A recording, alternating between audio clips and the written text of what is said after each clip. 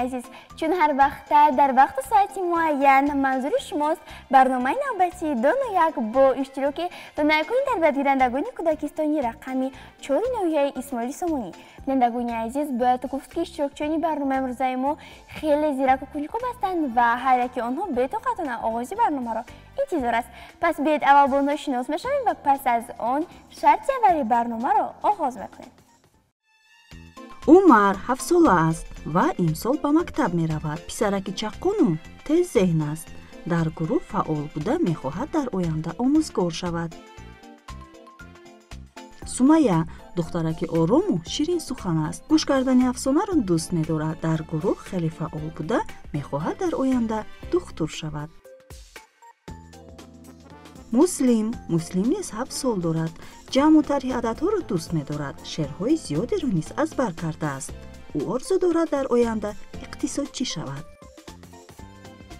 ذوالحجه حاضر جواب و شیرین سخن است. آموختن زبان خارجی را دوست می دارد. با زبان انگلیسی کم و بیش حرف می زند. در آینده می خواهد ترجمان زبان انگلیسی شود. سلام بچه ها. به برنامه ما خوش آمدید.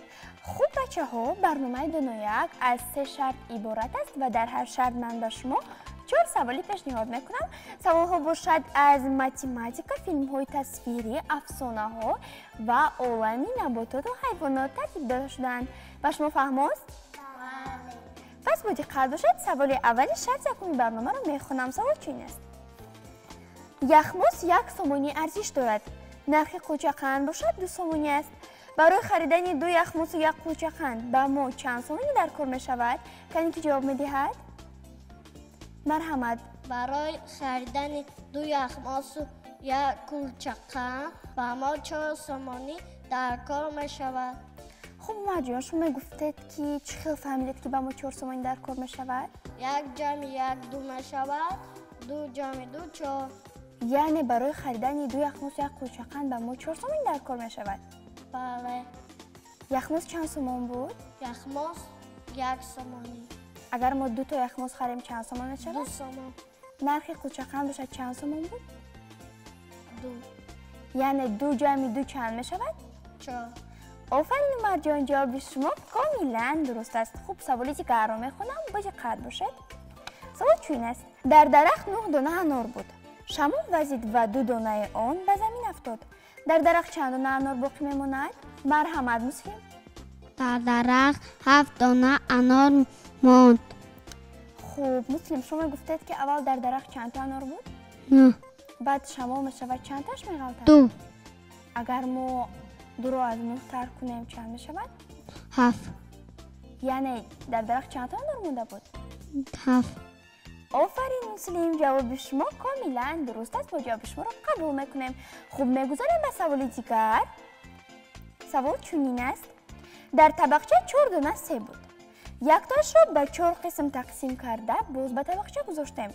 در طبقچه چند تا سیب باقی ماند؟ کسی که جواب میدهد؟ مرحمت سمیه. طبقچه 4 تا سیب ماند. خب سمیه، شما گفتید که ما یک تاش رو تقسیم کرده بودیم کو؟ یک تاش ما تقسیم کردیم و نخوردیم. اگر شما آن را میخوردید چند تا میماند در طبقچه؟ 3 تا سیب ماند. همین خیر؟ بله. آفرین سمیه، جواب شما درست است. خب سوالی دیگر را میخونم. سوال چین است: 5 شکل گیومتری را نامبر کنید. کسی که نامبر میکند؟ مرحمت ذوالحجه. 3 کنجه، 4 کنجه، دور شکر، راست کنجه، بیضه شکر. خب ذوالحجه، شما حاضر چند تا شکل گیومتری را نامبر کرده؟ حساب کرده؟ 5. آفرین ذوالحجه، جواب شما کاملا درست است. بینندگان عزیز، در همینجا سوال شرط اولی برنامه نیز به اینجا میرسد. بیاید خواهی به دست آورده اشتراکچیان را در این شرط حساب کرده میگذاریم بر شرط دوم برنامه. سوال‌های شرط اولی برنامه دایر به مشغولیت‌های متماتیکی ترتیب داده شده بودند. در این شرط همه اشتراکچیان با یک سوالی جواب داده یک خالی را صاحب شدند. اشتراکچیان برنامه را در پیش 2 شرط دیگر انتظار است. با برنامه ما بمانید و یک جا نتیجه این شرط‌ها را تماشا می‌کنیم. خوب بچه ها، با دقت باشید. سوال اولی شرط دومی برنامه را میخونم. سوال چین است: دختری که به جای پای 2 ماهی دارد. قهرمانی کدام فیلم تصویری است؟ کن که جواب میدهد مرحمت زوهیجه این فیلم تصویری رو سرچکا می باشد. خب زوهیجه شما همین فیلم تصویری رو تماشا کرده اید؟ خب زوهیجه شما گفتید که در آخر همین فیلم تصویری دختر بودمش چیکار میکند؟ با پرمت را عوض میکند. نام همین دختر چی بود؟ نام آن دخترک الیل بود. آفرین زوهیجه معلوم شد که شما این فیلم تصویری رو با خوبی تماشا کرده اید. همین خیر. خب سوال دیگر رو میخونم. باید قرد باشد سوال چین است. در افسانه شلغم موسیفید شلغم رو با کمکی کی از زمین کند که نقل میکند؟ مرحمت مسلم موسیفید شلغم را کشی نتوانست و یکم کمپیر را بیاری جغ زد. بعد کمپیر بابا را با شلغم رو شخ داشته کشیدند هیچ روشان نرسید. بعد بی نبره را جغ زد. بعد آنها کشیدند کنده توانستند؟ نه. بعد با کی رو جغ میزنند؟ بعد سگ. چرا؟ بعد باز میکشند نمیتوانند. همین خیر؟ بله. باز چی بیاریشان میآید؟ گربه مشترم. همین خیلی میکشند شلغم میکند؟ بله. مسلم به فکر شما برای چی بابا نتوانست شلغم را با تنهایی کند؟ برای اینکه آن یه نفر بود. شلغم کلام بود. همین خیر؟ بله. آفرین مسلم، جواب شما کاملا درست است. خب میگذاریم به سوال دیگر. سوال چین است که برای ما شعر قرائت میکند. همه شعر میدونید؟ بیاید از زوهیجه آغاز میکنیم. مرحمت زوهیجه. بهار آمد بر نیک روزی، بیچین گلهای نوروزی، بی پشت تاقی زردوزی، بهاری لاله‌زار آمد. آفرین زوهیجه. مرحمت مسلم. وصفی تو وطن مادر از شوق همه خانه، از دیده و دل بهتر امروز تو را دانه. زیبا وطنی مای گلباغ و دلارای، پرزور و توانای مشهور بدوینای. آفرین مسلم. مرحمت سمیه. بهار آمد گلی سبزن قطار آمد، دهقان وقتی کار آمد، بهاری لاوزان آمد.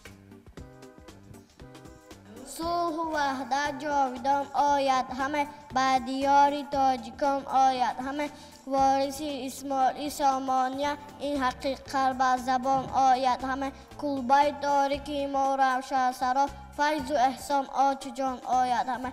در فضای تو کبوترهای سرخ، سیله پرفشان آید همه. بحر تبریکانای عزیزان وطن، خانه مهمان آید همه. آفرین عمر.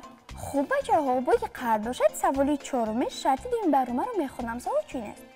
در افسانه روباه و پلنگ، روباه از پلنگ با کدام راه نجات یافت؟ کنی که جواب میدهد؟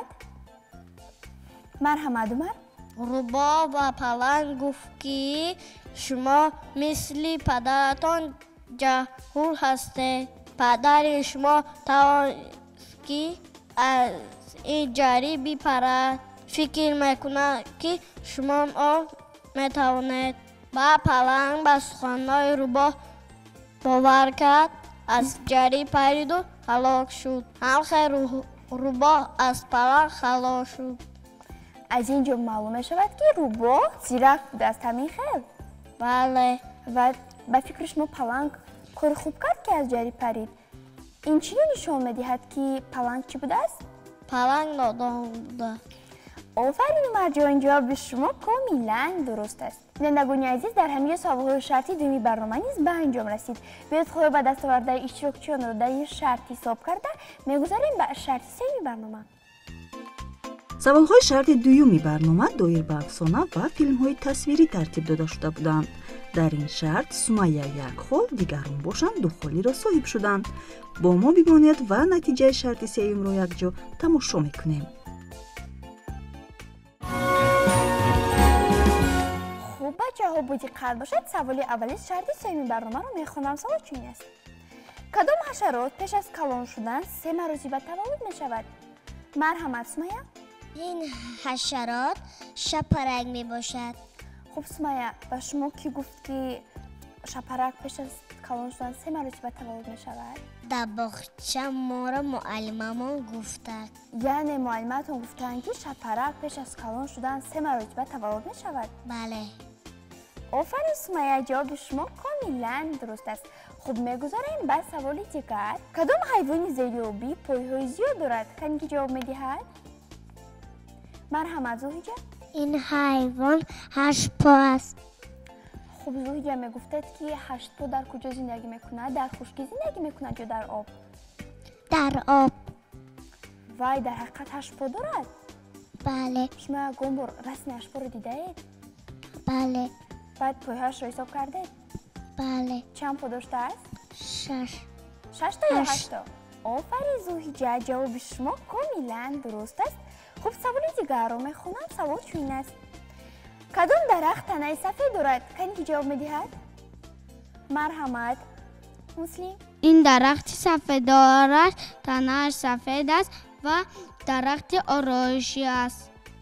офарин Муслим. Муслим, шумо ягон бор ҳамин дарахти сафедоро дидаед? بله. дар ҳақиқат танааш сафед буд? بله. офарин Муслим, ҷавоби шумо комилан дуруст аст. мо ҷавоби шуморо қабул мекунем. хуб бачаҳо, бо диққат бошед. саволи чоруми шарти сеюми барномаро мехонам. савол чунин аст. фасли баҳор кадом моҳро дар бар мегирад? кани ки ҷавоб медиҳад? марҳамат Умар. بهار 3 ماه در بر میگیرد. مارس، اپریل، مای. хуб, Умарҷон, шумо гуфтед ки мо дар ҳамин фасли баҳор кадом ҷашнро ҷашн мегирем? 8 ماه عید مادران، 21 ماه عید نوروزی میباشد. офарин Умарҷон, ҷавоби шумо комилан дуруст аст. бинандагони азиз, дар ҳамин ҷо саволҳои шарти сеюми барнома низ ба инҷо мерасад. хуб, биёед холҳои ба дастовардаи иштирокчиёнро дар ҷамъ ҳисоб карда ғолибро муайян мекунем. дар шарти сеюми барнома низ ҳама иштирокчиён фаъол буданд. дар ин шарт низ чун дар шарти аввал ҳама тавонистанд як холиро соҳиб шаванд. ҳамин тариқ баъд аз ба анҷом расидани 3 шарти барнома, Сумайя 3 хол, Умар, Зулҳиҷа ва Муслим бошанд 4 холиро соҳиб шуданд. яъне 3 иштирокчии мо холҳои якхела доранд ва барои муайян кардани ғолиб ба ҳар сеи онҳо саволи иловагӣ пешниҳод мегардад.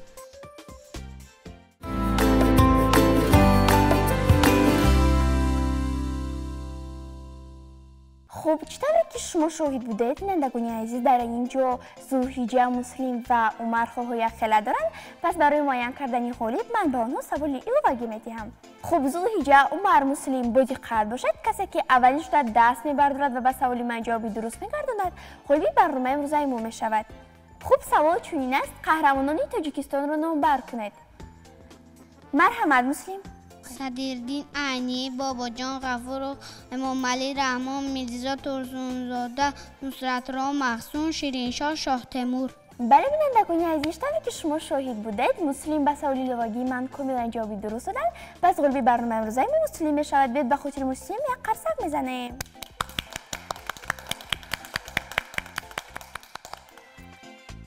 ба саволи иловагӣ аввалин шуда Муслим ҷавоби дурустро пешниҳод намуд ва аз ин бармеояд ки ғолиби барномаи имрӯзаи мо Муслим мебошад. Муслим, ғолибият муборак.